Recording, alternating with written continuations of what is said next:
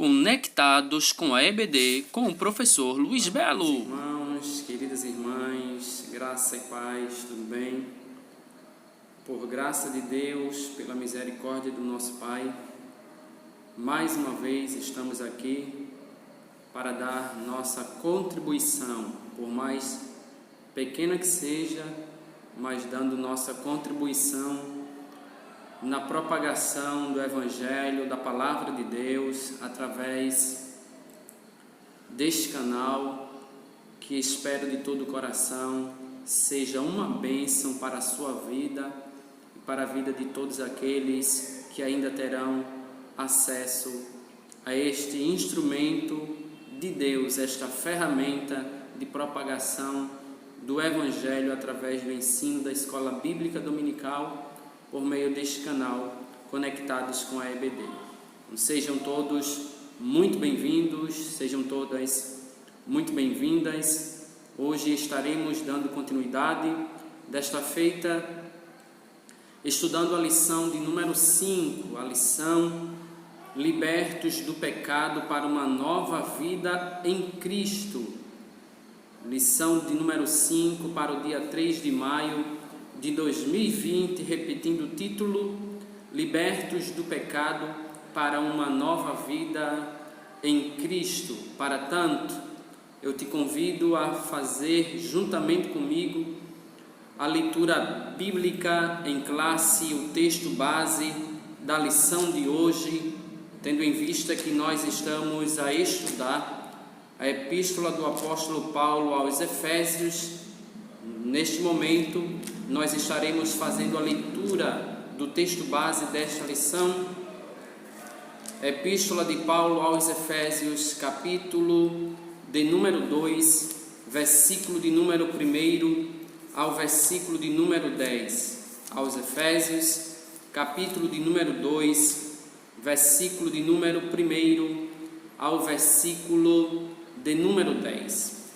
Assim está escrito: e vos vivificou, estando vós mortos em ofensas e pecados, em que noutro tempo andastes segundo o curso deste mundo, segundo o príncipe das potestades do ar, do espírito que agora opera nos filhos da desobediência, entre os quais todos nós também antes andávamos nos desejos da nossa carne, fazendo a vontade da carne e dos pensamentos, e éramos por natureza filhos da ira como os outros também.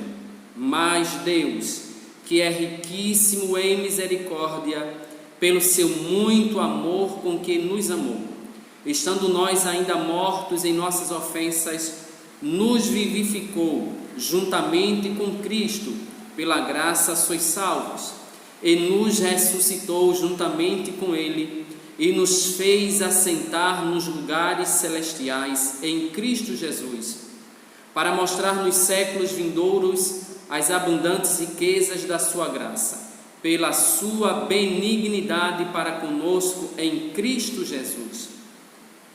Porque pela graça sois salvos por meio da fé, e isso não vem de vós, é dom de Deus, não vem das obras, para que ninguém se glorie, porque somos feitura sua, criados em Cristo para as boas obras, as quais Deus preparou para que andássemos nelas.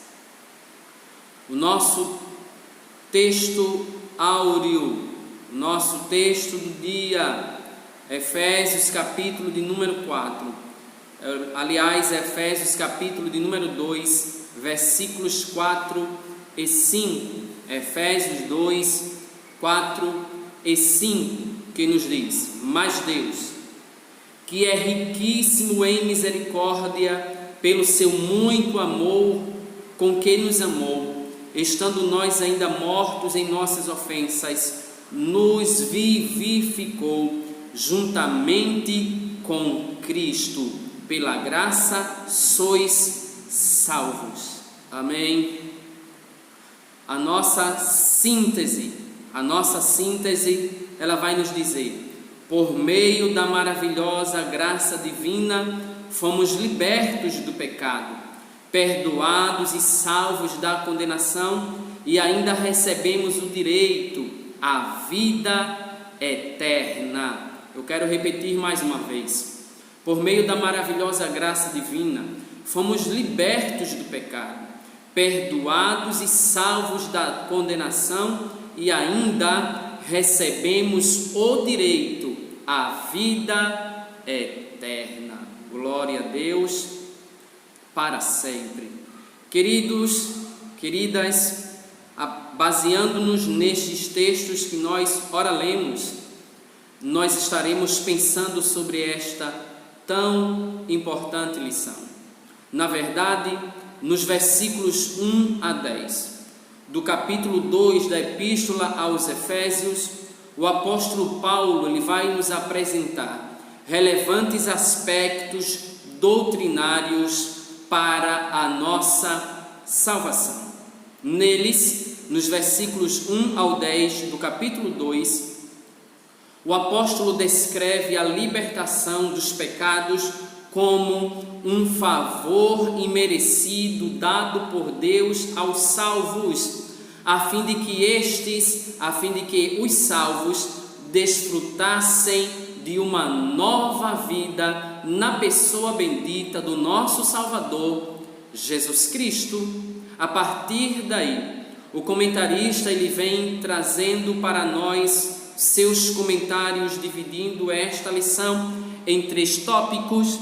No primeiro, ele vem falando sobre a antiga natureza morta em ofensas e pecados. Evidentemente que o apóstolo ele está se dirigindo à igreja, aos salvos em Cristo. Entretanto, ele quer trazer-lhes à memória a sua antiga natureza morta em ofensas e pecados. Para tanto, de imediato, ele já vem lhes revelando esta sua condição anterior. No versículo, quando ele vai falar: e vos vivificou, estando vós mortos em ofensas e pecados. O apóstolo Paulo já está apresentando para estes crentes, para estas pessoas, a sua condição anterior. Na verdade, quando ele vem falando neste versículo, a palavra ofensa empregada, ela tem o sentido de passo em falso de forma deliberada.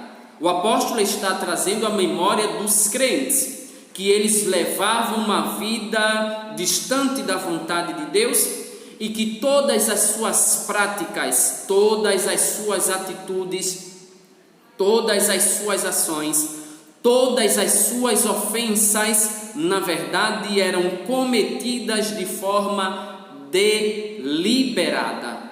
Também ele vai empregar um outro vocábulo, uma outra palavra que é o termo pecado, amartia. E quando ele emprega esta palavra, ele tem como objetivo mostrar-lhes que quando eles vivem em pecado, tal prática, na verdade é uma descrição de alguém que está errando o alvo, ou seja, o homem em sua natureza decaída, o homem em sua natureza pecaminosa, distante de Deus, ele é diagnosticado como um morto, alguém que não tem vida. Evidentemente que o conceito, a ideia de morte aqui, empregada pelo apóstolo Paulo, é de morte moral e espiritual, morte esta que é consequência, que é provocada pelo pecado.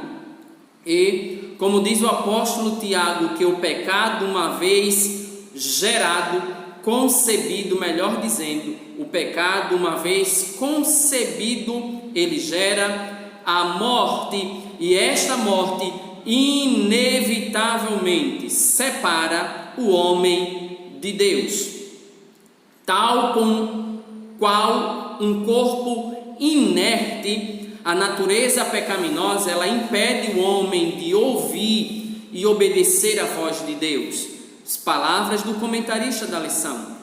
Porém, eu posso com certeza afirmar que além de não ouvir e obedecer, o homem sem Deus, ele está morto, e na condição de morto, ele também não fala. É por isso que o homem distante de Deus não tem comunhão com Ele, porque uma das evidências de quando alguém tem comunhão com outra pessoa é que ela tem prazer em conversar com esta pessoa, mas o homem morto em seus pecados, ele não fala com Deus. O homem morto em seus pecados, ele também não tem sensibilidade, ele não sente a presença de Deus. E o apóstolo Paulo, ele faz questão de dizer que aqueles cristãos, que nós, numa condição anterior, nós estávamos mortos, mergulhados nos nossos delitos e nos nossos pecados. Todavia, quando ele vem apresentando as nossas ofensas e os nossos pecados, nós precisamos entender isso aqui. O apóstolo, ele está falando de má conduta, e ele vai utilizar a expressão na oração em que noutro tempo andastes. Evidentemente que o apóstolo, ele está empregando uma expressão que traz-nos uma ideia temporal. Noutro tempo, Paulo está dizendo, agora não, agora vocês estão em Cristo. Agora vocês têm uma vida diferente, uma vida santificada, mas antes vocês andavam errantes. E aqui o apóstolo vai empregar uma metáfora, a metáfora do ato de andar, de se locomover. E quando ele emprega esta metáfora, ele refere-se às atitudes erradas adotadas na vida passada do salvo, antes da regeneração. E isso ele apresenta com 3 expressões. Em primeiro lugar, ele vai dizer, andastes segundo o curso deste mundo. O homem que não tem comunhão com Deus, João, na sua primeira epístola, ele vai dizer que a vida deste homem é na concupiscência da carne, na concupiscência dos olhos e na soberba da vida. Ele vai andar segundo o curso deste mundo. Além do mais, ele vai dizer, andaste segundo o príncipe da potestade do ar. Ele está dizendo que as pessoas, antes de nascerem de novo, elas estão vivendo sob a influência do mal. Ela não tem vontade própria, ela é controlada, dominada, segundo o príncipe da potestade do ar. E por fim, o apóstolo Paulo, ele vai dizer que andávamos fazendo a vontade da carne e dos pensamentos. E aqui não é demais trazer mais uma vez a expressão do apóstolo João, concupiscência da carne, ou melhor, concupiscência da carne. Observem que a palavra concupiscência aqui, ela vem trazer-nos uma ideia de desejo desenfreado, desejo exagerado da carne. É assim que vive o homem morto espiritualmente, que andava ou que anda errante em suas práticas, em seus delitos pecaminosos. Mas, além de falar sobre a natureza, ou a antiga natureza morta nossa, ou do homem em ofensas e pecados, o apóstolo Paulo, ele vai evidenciar, e aqui nós queremos sintetizar este tópico, dizendo que a nossa condição diante de Deus, ela era caótica. É isso que Paulo está querendo mostrar para os irmãos. Éramos escravos e estávamos condenados à perdição e morte eterna. Guarde isso. A nossa condição antes de termos o encontro com a pessoa bendita do nosso amado Jesus, diante de Deus, ela era caótica e nós éramos escravos do pecado e estávamos condenados à perdição e morte eterna. Mas, queridos, o nosso Deus é tão bom, é tão glorioso, é tão maravilhoso, é tão misericordioso, que Ele nos vivificou pela sua graça, oh glória. Isso alegra o nosso coração.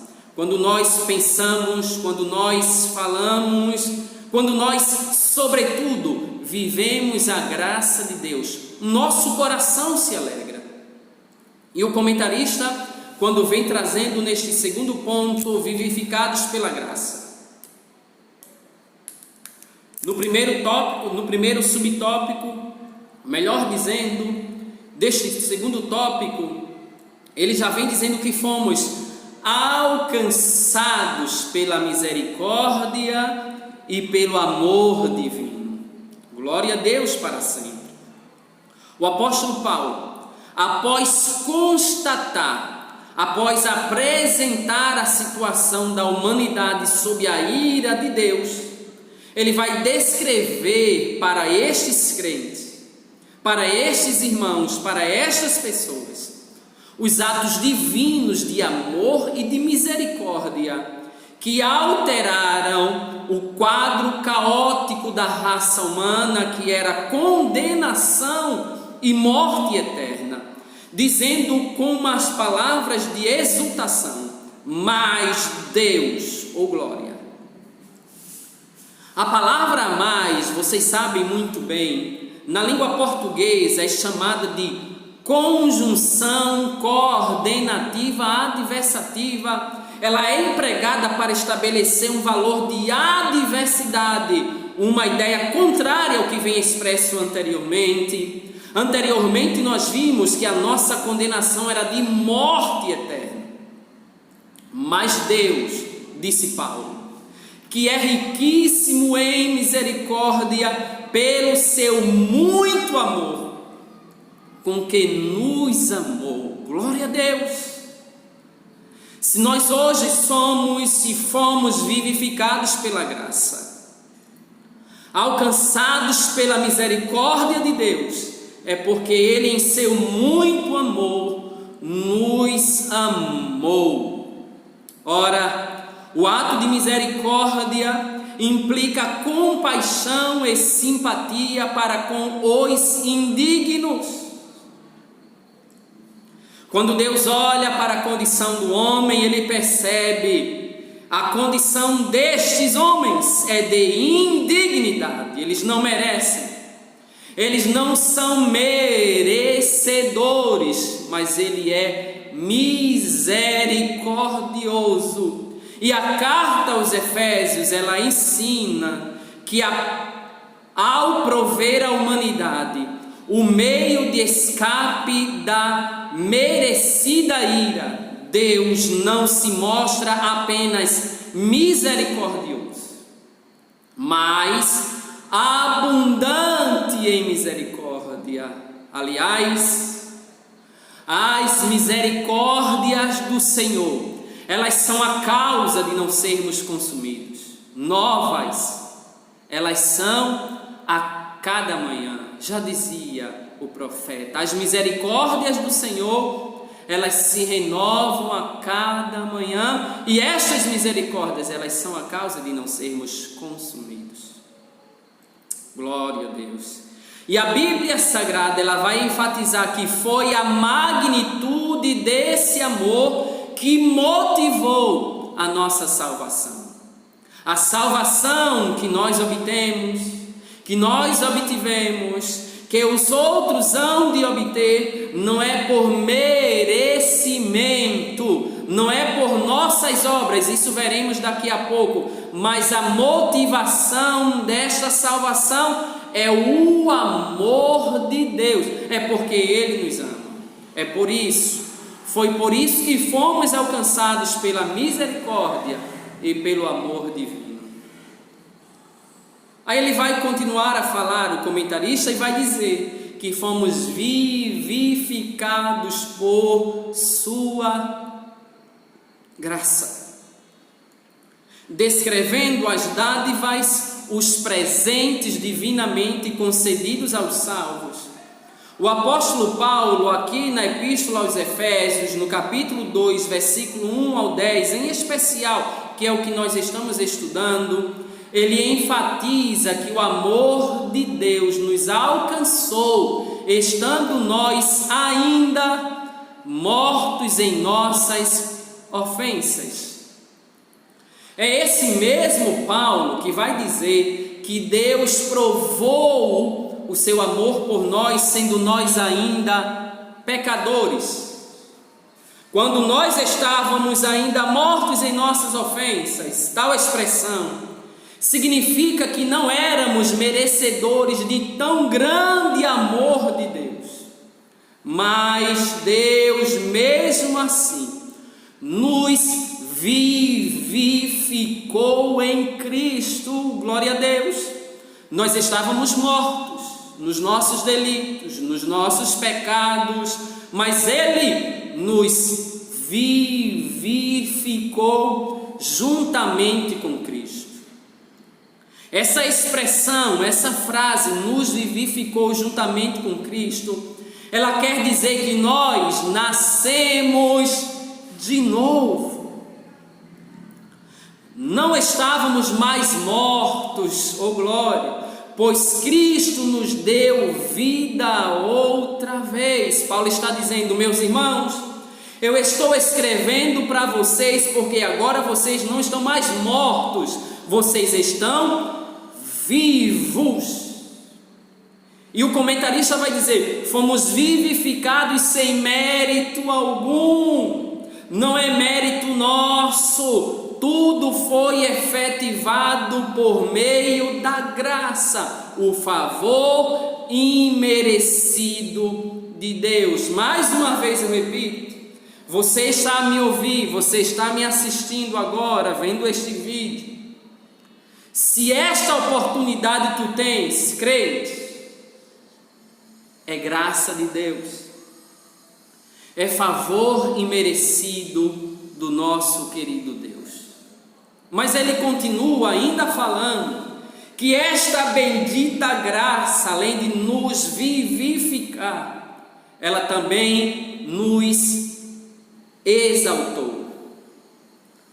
Esta sublime graça, ela também nos exaltou. Oh glória a Deus, fomos exaltados por sua graça, pela graça do amado.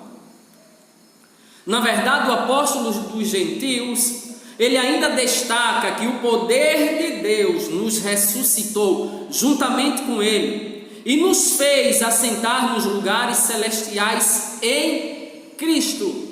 Observe que a palavra juntamente indica que Deus concede ao homem os mesmos benefícios alcançados por Cristo. Que benefícios são estes? Ressurreição, vida eterna e galardão ou recompensa nos céus. Assim, ao conceder tais bênçãos aos homens, Deus mostrou as abundantes riquezas da sua graça. Desse modo, ratificamos, confirmamos que a salvação e seus privilégios são conferidos pela imensurável graça de Deus, o favor divino imerecido. Ou seja, nós fomos exaltados por sua graça, a ponto de recebermos de Deus os mesmos benefícios alcançados pela pessoa bendita do nosso Salvador, Jesus Cristo, Sintetizando este tópico, o pecador passou da morte para a vida por meio da graça divina, concedida por obra da misericórdia e do grande amor de nosso Deus amado. E agora nós chegamos no terceiro e último tópico desta lição, onde o comentarista vem falando sobre a salvação não vem das obras. Nós falamos agora há pouco, e aqui nós retomaremos esta ideia com uma maior profundidade, ou fazendo algumas observações com maiores detalhes. Quando o apóstolo Paulo vem falando sobre que a salvação não vem das obras ou pelas obras, evidentemente que ele quer dizer que é por meio da graça que o homem obtém ou alcança a salvação.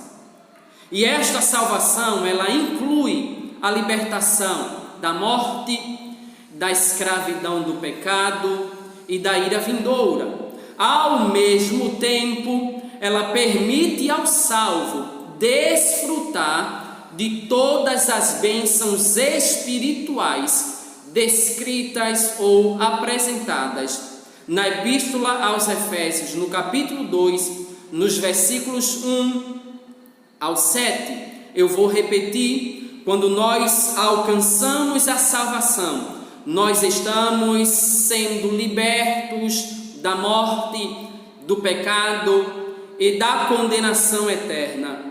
Mas não só isso, mas também nos permite desfrutarmos todas as bênçãos espirituais apresentadas pelo apóstolo Paulo. Portanto, a salvação é o livramento do poder da salvação, do poder da maldição, melhor dizendo, do pecado e da morte. E também é a restituição do homem à comunhão com Deus, uma bênção concedida a todos que recebem Cristo como Salvador pessoal. E aqui convém destacar que a palavra graça é a tradução do grego charis, que significa favor que ninguém merece, favor imerecido. Ela mostra que a iniciativa para tornar possível a salvação veio tão somente da parte de Deus. É por meio da graça que Deus ativa o livre-arbítrio em nós e capacita o pecador para que responda com fé ao chamado do Evangelho. A fé, ela deve ser considerada como a aceitação da obra realizada por Cristo em nosso favor. Uma vez pregado o Evangelho, uma vez anunciada a salvação, o homem pecador, por meio da fé, ele acredita neste sacrifício que Cristo realizou para salvar o homem, e por meio da atuação do Espírito, ele se entrega a Deus. Quando nós falamos disto, nós estamos dizendo que a fé nada mais é que a resposta à graça de Deus, através da qual obtemos ou recebemos a nossa salvação. Na sequência, ele vai dizer que as obras são apenas evidência da salvação. Repetindo, as obras são apenas evidência da salvação. Quando Paulo está apresentando aos crentes que as obras são evidências da salvação, ele vai usar duas negações para endossar para afirmar com maior propriedade a origem da salvação, ele vai dizer: isso não vem de vós. A salvação, Paulo está dizendo, ela não vem de vós, não é produto da obra humana, não é consequência das obras do homem. Segundo lugar, ele diz também, ela não vem das obras, ela não vem de homem e não vem das obras dos homens. Vocês não são salvos pelas obras que vocês realizam. Na verdade, como a salvação é uma realização divina, agora nós somos feituras suas, criados em Cristo para as boas obras. Guardem isso, criados em Cristo para as boas obras. Agora em Cristo somos uma nova criatura, agora em Cristo somos novas criaturas, e as coisas velhas se passaram. Por isso, se antes o apóstolo usou a metáfora do andar numa perspectiva negativa, outrora andávamos fazendo obras mais, agora, por meio de uma perspectiva positiva, somos instados, somos levados, somos convencidos a andar fazendo boas obras, não como meio para ser salvo, mas como evidência da salvação. Simplificando, não somos salvos pelas boas obras, mas fomos salvos sim para as boas obras, porque sem fé, ou melhor, sem obras, a fé, ela é morta. Irmãos, minhas irmãs, sintetizando este terceiro e último tópico desta lição, a salvação, na verdade, ela é graça divina por meio da fé. As obras não são o meio, mas apenas o resultado de nossa salvação. E para nós finalizarmos, antes da regeneração, éramos filhos da ira e condenados à perdição eterna. Por ato do amor divino, por meio de sua maravilhosa graça, nos tornamos filhos por adoção. Essa gloriosa salvação nos foi concedida independente de nossas obras. A partir da salvação, passamos a praticar boas obras que glorificam a Deus, o nosso Pai. Amém? Que Deus continue te abençoando, abençoando a tua família. Se você gostou desta aula, deste vídeo, por favor, curta, comenta, compartilha, principalmente, e também, se você quiser, se inscreva lá, se inscreva aí no nosso canal, dar-nos essa força em nome de Jesus. Que Deus continue nos abençoando e até a próxima lição, quando estaremos estudando a condição dos gentios sem Deus. Então, meus irmãos, minhas irmãs, sintetizando este terceiro e último tópico desta lição, a salvação, na verdade, ela é graça divina por meio da fé. As obras não são o meio, mas apenas o resultado de nossa salvação. E para nós finalizarmos, antes da regeneração, éramos filhos da ira e condenados à perdição eterna. Por ato do amor divino, por meio de sua maravilhosa graça, nos tornamos filhos por adoção. Essa gloriosa salvação nos foi concedida, independente de nossas obras. A partir da salvação, passamos a praticar boas obras que glorificam a Deus, o nosso Pai. Amém?